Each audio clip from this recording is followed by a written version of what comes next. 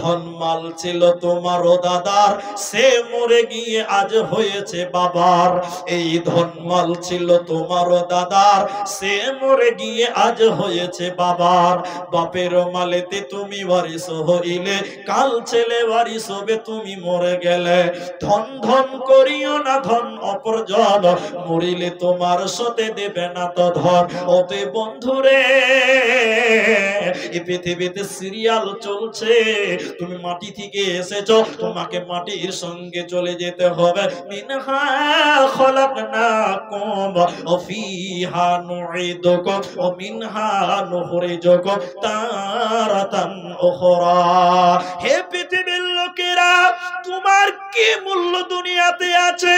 তোমার দেহ কি থেকে তৈরি হয়ে গেছে? মাটি থেকে তৈরি হয়েছে। আল্লাহ মাটি দিয়ে তোমার দেহ তৈরি করেছে। আপনি বলবেন মাওলানা, ওই মাটি থেকে তো আমাকে তৈরি করেনি, আমি বাপের বীর্য থেকে মায়ের রেহেমে গেল, মায়ের ডিম্বাণু থেকে শুক্রাণু দিয়ে আপনার ডিম্বাণু ফাটানোর পর একটা জমাট রক্ত হয়েছিল, ওই জায়গা থেকে মাংসপিণ্ড তৈরি হয়েছিল, ওই জায়গা থেকে হাড্ডি তৈরি হলো, ওর পরে আল্লাহ আত্মা ফুঁকে দিল, এরপরে সে মানুষ হলো। তো মৌলভী সাহেব কি করে আমি মাটি থেকে হলাম? তোমার বাপের যে বীর্য, তোমার বাপের যে বীর্য তৈরি হয়েছিল, কিভাবে তৈরি হয়েছিল তুমি জানো? বলে জানি না। তোমার বাপ কপি খেয়েছিল, বেগুন খেয়েছিল, গাজর খেয়েছিল, মূলা খেয়েছিল। সেই কপিটা হলো কোথা থেকে? না মাটি থেকে তৈরি হলো। সেই বেগুনটা হলো কোথা থেকে? না মাটি থেকে তৈরি হলো। এই আপনার ফল ফলাদি শাকসবজি সব মাটি থেকে হলো। এই মাটিগুলো থেকে উৎপাদন হলো ফল ফ্রুট, সেগুলো খাওয়ার পর 100 ফোঁটা থেকে 1 ফোঁটা রক্ত তৈরি হলো। ওই জায়গা থেকে বাপের 1 ফোঁটা শুক্রাণু তৈরি হলো। ওই শুক্রাণু তোমার বাপ যখন তোমার মায়ের কাছে গেল, তোমার মায়ের মধুর মিলনে যখন হলো, তোমার বাপের শুক্রাণু মায়ের জরায়ুর মাধ্যমে যখন মায়ের ডিম্বাণুতে যে ঠেকলো, সায়েন্স বলছে ডিম্বাণুটা ফেটে গেল। মায়ের পেটে ডিম্বাণু ফাটার পর ওইখান থেকে একটা জমাট রক্ত জমা হয়, রক্ত থেকে আপনার দেহ তৈরি হয়, একটা মাংস টুকরা তৈরি হয়, হাড্ডি তৈরি হলো, রক্ত তৈরি হলো, এরপরে আল্লাহ দেহ বানালেন। তাহলে বুঝা গেল মানুষ তৈরি হলো কোথা থেকে? না আল্লাহ বলছে আমি মাটি থেকে তোদের তৈরি করলাম। আল্লাহ বলছে দুনিয়াতে তোমার কি মূল্য আছে? এই মাটি থেকে দেহটা, এই দেহ যেদিন কবরে সমাধি করে দেওয়া হবে, দাফন করে দিবে রে, 15 দিন পর যদি কবরটা করে দেখবে আপনার এত মূল্যবান দেহটা মাটি হতে লেগেছে, গলে গেছে। এজন্য বলছে তোমার দেহটা ধার, এই দুনিয়া ধোঁকা, এই ধোঁকার মধ্যে তোমার দেহটা ধার নেওয়া আছে। ধার নিয়েছো কোথা থেকে? বলে মাটি থেকে তুমি তোমার দেহটাকে ধার নিয়েছো। যেদিন মরবে রে, সেদিন দেনা পরিশোধ করতে হবে। মিনহা খলাকনাকুম ওয়া ফিহা নুঈদুকুম ওয়া মিনহা নুখরিজুকুম তারাতান উখরা। এবার দার্শনিকদের তরজমা দেখেন, খুব খারাপ, মাপ চাইছি, এটা ভাষাটা খুব খারাপ, খুব খারাপ। যারা আমার বাপের বয়সের আছেন মাফ করবেন। একজন দার্শনিক বলছে দুনিয়া, দুনিয়া হলো রান্ডিখানা মেয়েদের মতন, বেশ্যাখানা মেয়েদের মতন দুনিয়া। কথাটা বুঝতে পারেননি, এবার বুঝবেন, একটু দেখেন ভুল না হয়। দুনিয়াটা একটা বেশ্যাখানা, পতিতালয়ের মেয়েদের মতন। বলে কেন? এদিকে দেখেন, একটা কথা বলি, কোনোদিন বলিনি, আমাদের ড্রাইভার ভাই এখানে আছে আমার সাথে। আমি মাঝে মধ্যে প্রতি বছর জালসাতে বহরমপুর আমি হোটেলে থাকি, বহরমপুরে ওইসব এলাকাতে জালসাতে, বহরমপুর যেটা বাস স্ট্যান্ড আছে, বেসরকারি পাবলিক বাস স্ট্যান্ড যেটা আছে, ওর সামনে কিছু হোটেল আছে, আমাদের পরিচিত হয়ে গেছে এখন চলাচল করতে করতে। একদিন হোটেল পাচ্ছি না, মানে রুম খালি নাই, এই শীতের টাইমে তো। তা আমি খালি, ড্রাইভার গাড়িতে আছে, ড্রাইভার ভাই আছে, আরেকজন কেউ ছিল, একটা বক্তা ছিল, মোটা বড় একটা বক্তা, নাম বললে চিনতে পারবেন, আব্দুল আউয়াল হাবিবি, নাম শুনেছেন হয়তো বা, মোটা করে বক্তাটা। তা আমি খালি, হ্যাঁ, তা আমি নেমে খালি হোটেলের দরজার, রাত ভোর রাত, তখন 4টা 3টা বাজে, জালসা শেষ করে দিচ্ছে। একটা মেয়ে আমাকে বলছে যাবেন, আসবেন না, আমাকে বলছে যাবেন। মেয়েটা চুড়িদার পরে আছে, রাত তখন অনুমানিক 3:30 4টা বাজে। আমাকে বলছে যাবেন, তার মানে কি বলছে আপনারা আশা করি বুঝতে পেরেছেন। বাচ্চা ছেলে, আর খুলে বললাম না। মেয়েটা বেশ্যা, বেশ্যা, পতিতালয়ের মেয়ে। মেয়েটা দেহ রূপচর্চা বিক্রি করে খায়, রূপ বিক্রি করে খায়। তো একজন বলছে দুনিয়াটা ওই রকম বেশ্যা নারীর মতন, ওই রকমই দুনিয়া। বলে কেন?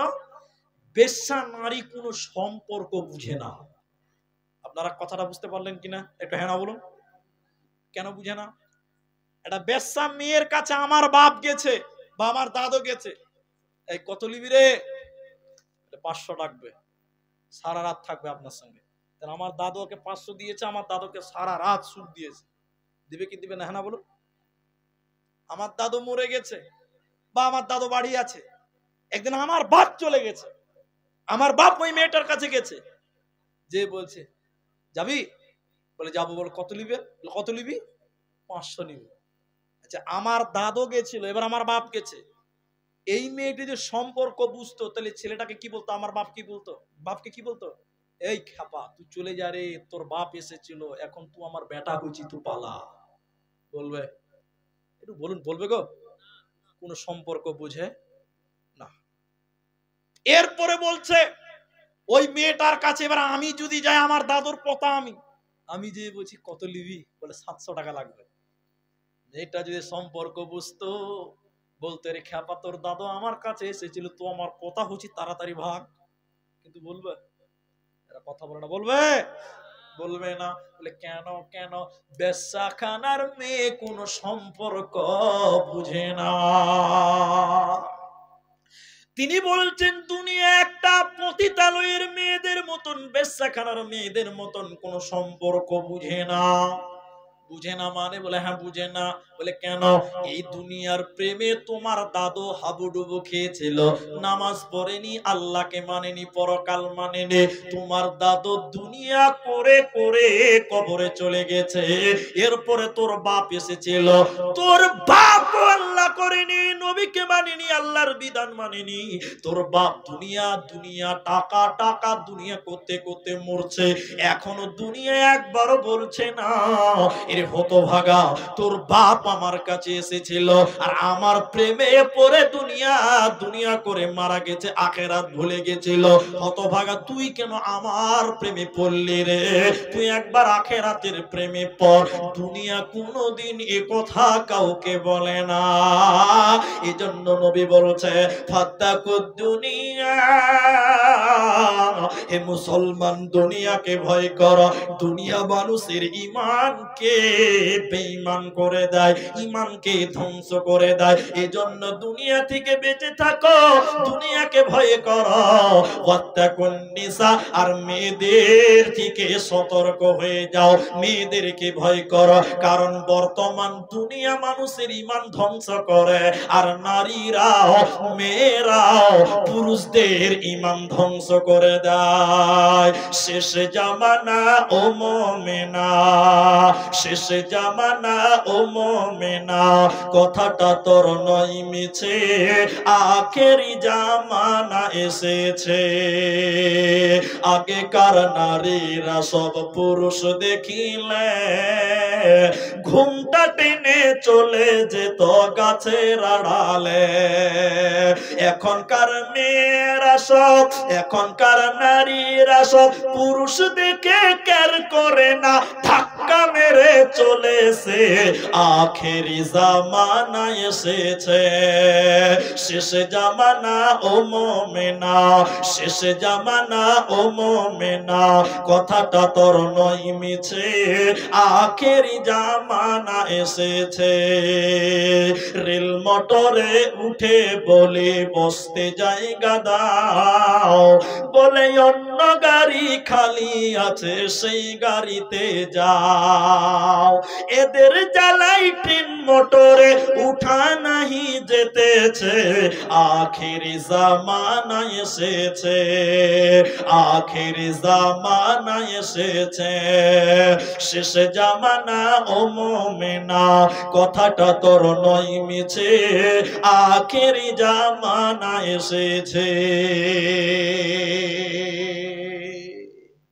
বন্ধু, এই জন্য তিনি বলছেন, রাসূলুল্লাহ বলছেন, এই দুনিয়াকে তোমরা ভয় করো, দুনিয়া খুব ভালো জিনিস নয়, এই দুনিয়া মানুষের ঈমানকে লুটে লুটে শেষ করে দেয়। তিনটি কথা মনে রাখতে হবে, টোটাল বক্তব্যে তিনটি কথা ঢুকে আছে, টোটাল বক্তব্যে তিনটি কথা সারমর্ম লুকিয়ে আছে। একটু যদি আপনি ধৈর্য ধরেন তাহলে আপনাকে তিনটা বুঝাতে পারবো।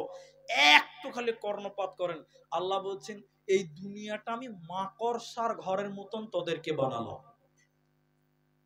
বাইতুল আনকাবুত বলেছেন, মাকড়সার ঘর বলেছেন দুনিয়াটা। আচ্ছা, মাকড়সার ঘর কি? আচ্ছা, মাকড়সা বুঝেন আপনারা? একটু হ্যাঁ না বলুন।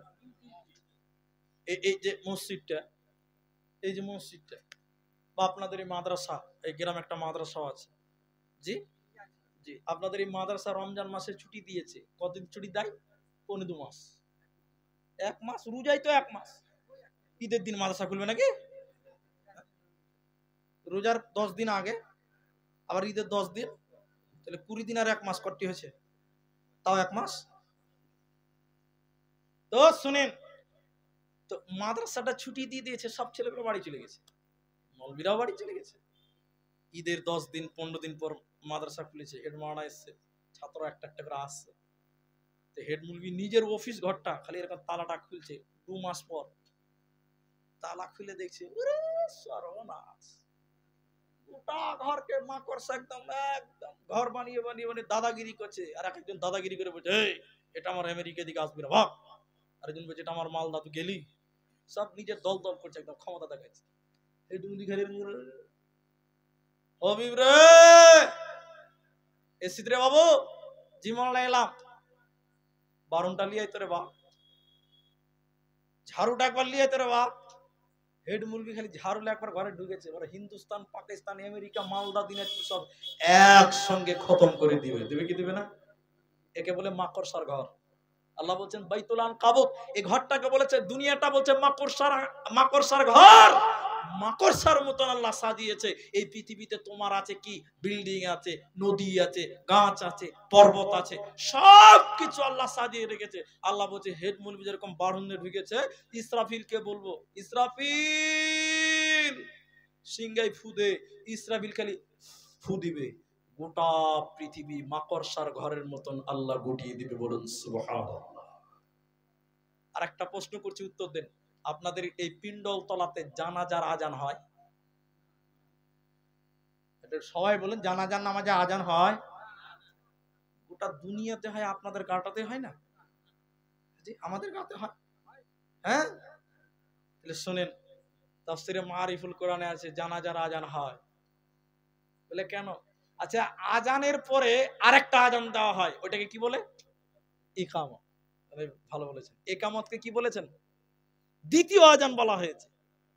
আচ্ছা, একটা বিরাট বড় জামাত হচ্ছে, ইজতেমা, গোটা ভারত জুড়ে ইজতেমা, লক্ষ লক্ষ লোক এসছে, মাগরিবের নামাজ হবে, লক্ষ লক্ষ লোক দাঁড়িয়েছে কাতারে। ইমাম সাহেব মুয়াজ্জিন তাকবীর দেওয়ার পর ক মিনিট পর নামাজ শুরু হবে? বলুন, একটু বলুন। জি, খুব বেশি যদি হয় লক্ষ লক্ষ লোক, তো 1 মিনিট, ঠিক না? এ ভাই, পেছনের লোক বলেন, আওয়াজ যেছে, এ ভাই শুনতে পাওয়া যায়, এই দ্বিতীয় কাতার একটা মুকাব্বির দাও, ওই দিকের লোক শুনতে পেয়েছে গো, কথা বলো। খুব বেশি যদি ইমুলি সাহেব একামতের পরে কথা বলে, তো ক মিনিট বলবো? বললাম 1 মিনিট, এর চেয়ে বেশি বলবে না। তাহলে আজান, একামত আর নামাজ, মাঝখানে সময়টা কতটা? খুব বেশি হলে 1 মিনিট। মসজিদের মুলবিরা 2 সেকেন্ডও থামে না। একামত শেষ বলছে আল্লাহু আকবার, হয়েছে কিছু না? বলো, 2 সেকেন্ডও লাগে না।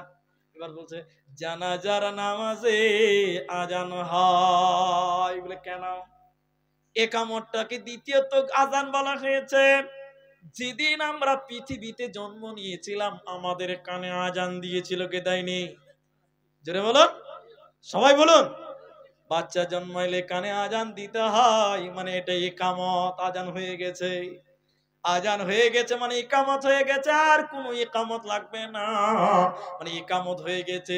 যেদিন মরবে ইমাম আর ইকামত দিতে বলবে না, আজান দিতে বলবে না, ইমাম শুধু আপনাকে সামনে রেখে বলবে আল্লাহু আকবার, কারণ জীবনের শুরুতে তোমার আজান হয়ে গেছে। এজন্য তিনি বলছে জানাজার নামাজে আজান হয়। তাহলে এই আজান ইকামত আর নামাজের মধ্যে সময় কতটা, এই লম্বা সময়টাকে দুনিয়া বলা হয়েছে। এই একটু টাইম কি দুনিয়া বলা হয়েছে। এর ভিতরে তুমি বিয়ে করো, শাদী করো, নাতি হবে, পোতা হবে, আপনার শ্বশুর হবে, এরই পরে তুমি ঘর করো, বিল্ডিং করো, সংসার করো, ব্যবসা করো। এই দুনিয়া অটো আজান দিয়ে তুমি দুনিয়াতে এসেছো, মানে জানাজার জন্য আজান যেদিন জন্ম নিয়েছো তাকবীর হয়ে গেছে, আর ইকামত দিতে বলবে না। মরে গেলে ইমাম বলবে আল্লাহু আকবার, ইমাম রেডি হয়ে গেছে। অতএব শুনে নাও, এই মাঝখানের সময়টাকে দুনিয়া বলা হয়। 2 সেকেন্ড 2 সেকেন্ড 2 সেকেন্ড 2 সেকেন্ড। শেষ কথার এই মর্ম আপনাকে এটুকু বুঝাবো। এখন আপনাদের আপনার নাম কি ভাই? কি নাম? ইনামুল? আজিজুল। দেখেন ওকেই বলবে আজিজুল দুনিয়াতে ক ঘন্টা ছিল বাবু? এই হবিবুর দুনিয়াতে ক ঘন্টা ছিল? তো বলছে যে আল্লাহ 80 বছর ছিল। মিলছে না। আব্দুল জব্বার কদিন? 70 বছর। হিসাব মিলছে না। আল্লাহ বলছে ফেরেশতা তোর আমল কদিন ছিল? ওই দুনিয়া 50,000 বছরের সমান যদি কিয়ামতের একটা দিন হয়, তাহলে ক্যালকুলেটর করে দেখবেন যে লোকটা 70 বছর বাঁচলো, ও মাত্র 1 থেকে 1.5 মিনিট সময় বাঁচলো। 80 বছর দুনিয়াতে যে লোকটা বাঁচলো, সে খুব বেশি বললে বলবে 1.5 মিনিট বেঁচেছিলাম, তার বেশি বলতে পাবে না। তাহলে আল্লাহ তখন বলবে বান্দা এই 2 মিনিটের সময় পেয়ে তুমি আমাকে ভুলে গেছিলা, আল্লাহ ভুলে গেছিলা।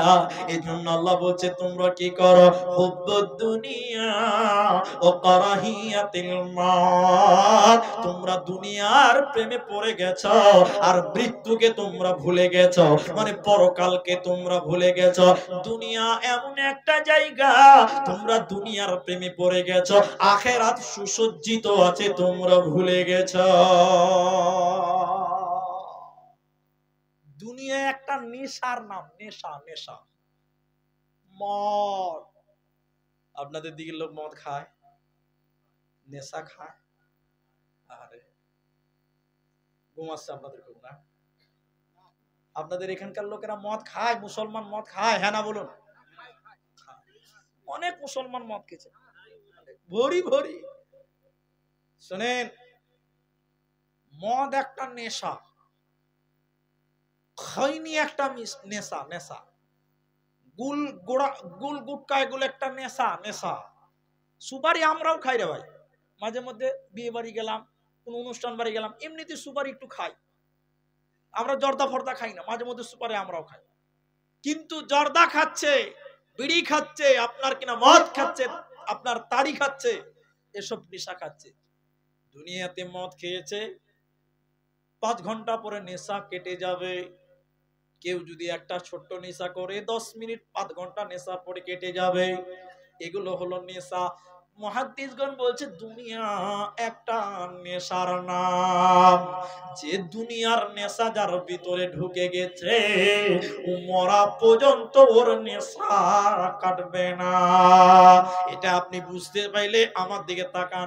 এই যে নদী কিংবা বিল যাই বলেন না কেন, একটা গোরস্থান মানে একটা কবরস্থান, এই কবরস্থানের পাশে মাত্র 2 কাঠা জায়গা। কতখানি জায়গা বললাম? 2 কাঠা জায়গা নিয়ে ঝগড়া হয়েছে। উনি বলছে আমার, আমি বলছি আমার, ও বলছে আমার, আমি বলছি আমার।